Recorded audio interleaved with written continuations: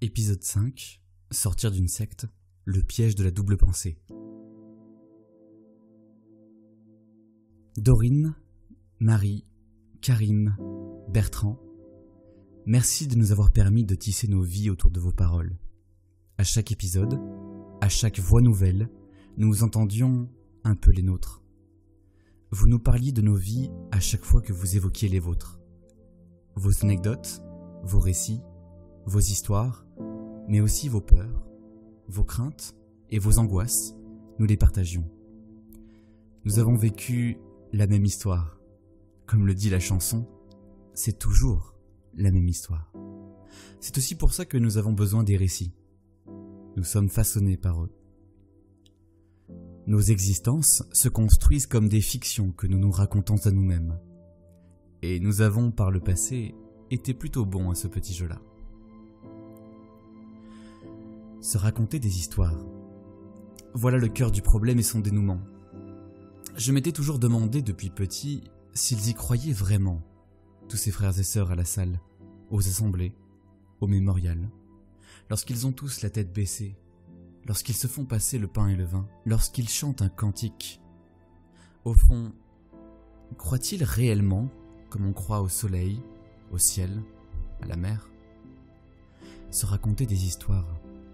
Était-ce donc là la clé de cette énigme qui encombrait mes pensées et se glissait dans tous mes questionnements depuis mon enfance, autant que je m'en souvienne? Se raconter des histoires. C'est ce qui expliquerait pourquoi frère Paul parvenait à m'impressionner par sa connaissance scientifique et sa rationalité, alors qu'il enseignait, du haut du pupitre, que Noé avait sauvé tous les animaux dans une grande arche en bois en 2370 avant notre ère, en plein empire égyptien, sans que cela ne laisse de traces. Je ne comprenais pas pourquoi. Mais j'avais confiance. Je ne pouvais pas tout savoir. Se raconter des histoires, c'est aussi ce qui expliquait pourquoi sœur Anne riait aux éclats lorsqu'elle entendait que certains de ses contemporains croyaient que l'homme et le singe avaient un ancêtre commun, alors qu'elle-même croyait que certains anges, descendus sur terre, avaient couché avec des femmes et engendré des géants. Anne, ma chère sœur Anne, y croyais-tu vraiment? Ou jouais-tu à y croire? Oui, Anne, tout comme Paul, tu te racontais des histoires. Tu jouais à y croire comme on se persuade parfois de certaines choses dans la vie. Tu jouais tellement bien la comédie que tu avais même oublié que tu jouais. Tu étais devenue inconsciente de l'acte d'hypnose que tu avais perpétré sur ta conscience. Tu l'avais brisée, cette conscience, en 2 morceaux. Chaque morceau était nettement séparé de sa moitié, et pourtant, tu faisais comme s'ils étaient restés collés. Tu ne voulais pas voir cette réalité qui t'aurait probablement tué. Ne voulais-tu pas la voir, de peur de perdre tout ce qui t'était cher? Ta famille, à commencer par ta mère qui comptait tellement pour toi, et ton père, ce héros qui jamais ne t'abandonnerait, qui jamais ne faillirait? Et tes amis, Anne, tu les aurais aussi perdus? Tous ces samedis et ces dimanches sans leurs invitations. Qu'aurais-tu fait sans eux, dans ta solitude avec l'angoisse aux yeux sombres pour seule compagnie? Et toi, Paul, en plus de l'angoisse partagée par Anne, tu aurais perdu tout ce qui te permettait de te sentir important dans cette vie morne et répétitive que la Watchtower a planifiée pour toi. Pas d'études supérieures, pas d'ambition professionnelle, pas de réussite sociale. Il te fallait au moins la perspective de l'ascension jéhoviste pour espérer voir cette lueur briller dans les yeux de ta mère, de ton grand-père, de tes frères. Anne et Paul, pourquoi n'avez-vous pas eu le courage de suivre l'exemple de Dorine, de Marie, de Karim et de Bertrand? Qu'avait-il de plus que vous n'aviez pas? Étiez-vous prisonnier de la double pensée évoquée par Bertrand et expérimentée par Marie?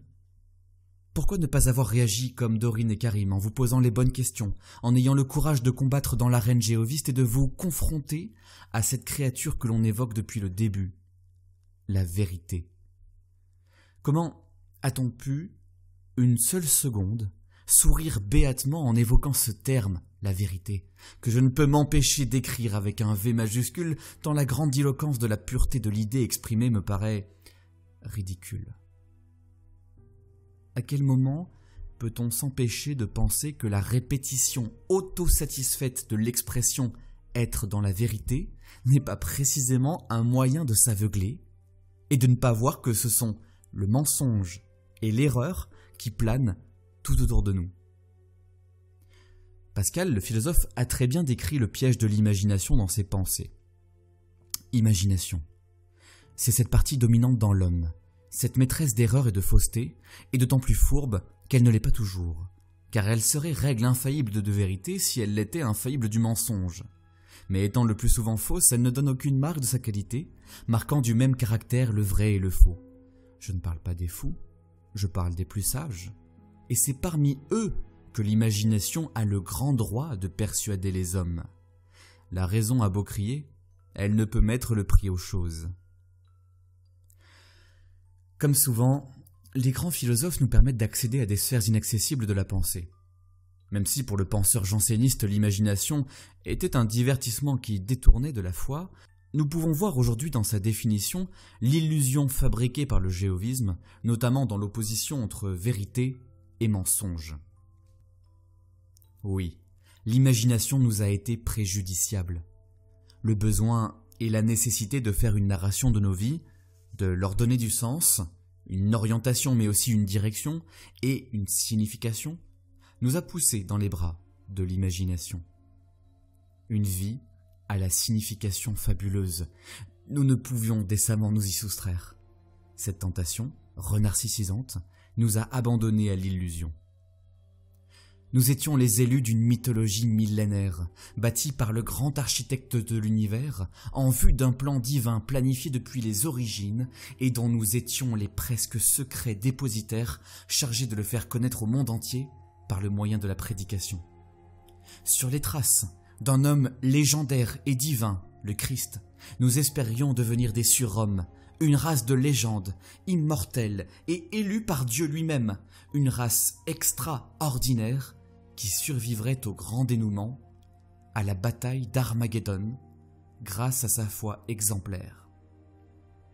Ce fantasme de transhumanité, nous ne l'assumions pas. Aussi, il fallait l'exprimer discrètement, tout en se badigeonnant de cette crème collante et grasse qu'est l'humilité permanente. Surtout, ne pas le montrer. Ne pas succomber à la fragilité des raisonnements humains, au risque de sombrer dans l'inhumain, comme l'a montré Bertrand. Pétris par des certitudes familiales, nous nous étions bâtis un récit fort, ancré dans l'histoire, dans la légende, et pour toujours. Dépasser le cadre rassurant de ce récit dans lequel nous baignons depuis l'enfance pour certains, avec nos amis et notre famille, n'était pas chose aisée. Le piège de la double pensée nous guettait en permanence. Inconscients de cet acte d'hypnose perpétré contre notre propre subconscient, nous jouions un rôle parfaitement écrit et adapté pour nous-mêmes et par nous-mêmes. Un rôle sur mesure qui nous confortait dans un idéal spirituel et social, comme lors d'un déni de grossesse, lorsque la femme enceinte en prend conscience au moment de l'accouchement. Durant des semaines et des mois, le corps étranger avait grandi en elle, poussé ses organes internes et déformé son corps sans qu'elle ne s'en rende compte, tant le pouvoir du déni est grand. Dès que la conscience remonte à la surface pour se cogner au réel, comme on se cogne contre un mur, en un instant, tout semble s'effondrer et revenir à la normale. La chute est vertigineuse, lourde, terrible. Il est toujours impressionnant de se rendre compte que des croyances qui nous ont bâtis, structurés et construits depuis toujours peuvent être balayées d'un revers de la main ou presque. La dissonance cognitive, lancinante qui venait et revenait sporadiquement, a fini par avoir raison de nous. Elle a fissuré progressivement la bulle de verre qui nous protégeait du réel et de notre conscience, et qui nous étouffait. Lorsque la fissure fut trop grande, la bulle ne put qu'exploser en un grand fracas assourdissant. Ces sons contraires à l'intérieur de nous, nous avions pris l'habitude de les reléguer dans le caveau de notre conscience, à l'abri de toute lucidité, tapis au fond de l'ombre et de l'obscurité. Ils nous plaçaient dans une situation d'inconfort intellectuel qui nous donnait quelques aperçus d'un vertige qu'on n'osait pas voir. Ces sons contraires, qui qui provenait du monde ne pouvait être qu'orchestré par l'adversaire en personne, le diable, qui cherchait évidemment à nous déstabiliser, à nous tenter. Aussi, il n'était pas si difficile de les éviter, et la charge quotidienne du travail spirituel à accomplir remplissait nos esprits jusqu'au bord. Aucune place au doute n'est tolérée dans le jéhovisme. Diaboliser le doute, donner un corps et des idées à Satan, c'était le meilleur moyen de nous éviter de remettre en question nos propres croyances. Et généralement, lorsque cela arrivait, souvent par erreur, en consultant un document historique, un livre de science, ou en visionnant un reportage animalier, l'échappatoire simple et efficace consistait en une simple remise en question de notre propre compréhension du monde, en s'appuyant sur notre imperfection ô combien soulignée lors des réunions hebdomadaires. On ne peut pas tout savoir. Un jour, nous aurons sûrement une explication. Les scientifiques et les historiens sont des hommes imparfaits. Ils peuvent se tromper. Toujours diviser son esprit en deux, en permanence. Être soi-même, tout en se conformant à cette image idéale qu'il fallait atteindre. Devenir un parfait petit témoin. Ce n'était pas si compliqué. Il était assez simple de se revêtir d'une personnalité nouvelle, comme ils aimaient le répéter aux assemblées. Coller à cette image sirupeuse et écœurante du bon fidèle, aux idées pures, à la morale élevée, ce genre idéal, toujours bien habillé et bien coiffé, toujours sur le fil délicat de la médiocrité, jamais trop cultivé, jamais trop amusant, jamais trop carriériste, jamais trop effacé. Le juste milieu permanent était la statue de Galatée que la société voulait de nous. Le moyen éternel.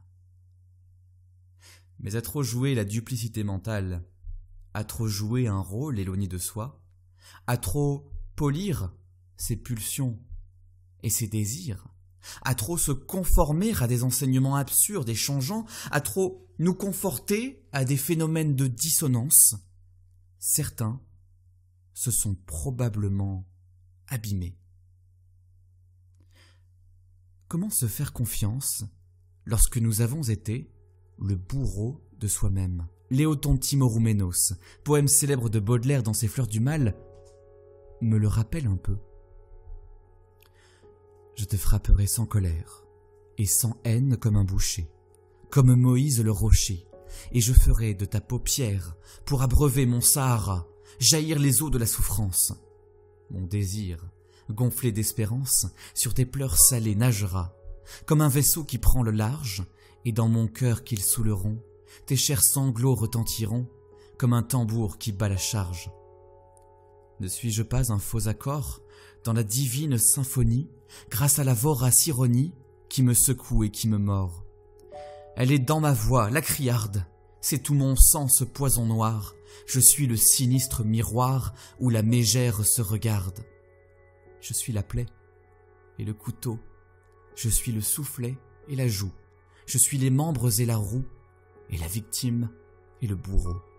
Je suis de mon cœur le vampire, un de ces grands abandonnés, au rire éternel condamnés, et qui ne peuvent plus sourire. Éternel bourreau de nous-mêmes, nous avons vécu dans cette dissociation permanente que seul le travail de reconstruction a posteriori peut réparer un peu. Cette dissociation est parfois plus difficile à vivre lorsqu'elle est ancrée depuis toujours en nous, depuis les premiers instants de nos vies, depuis l'origine de la sculpture de notre être. L'enfance, dans le jéhovisme, sera l'objet d'étude de la 2e saison du podcast JW Analyse. Merci à vous tous qui l'avez écouté attentivement avec beaucoup d'indulgence. Merci de votre fidélité. Merci pour vos commentaires et vos abonnements. À très bientôt.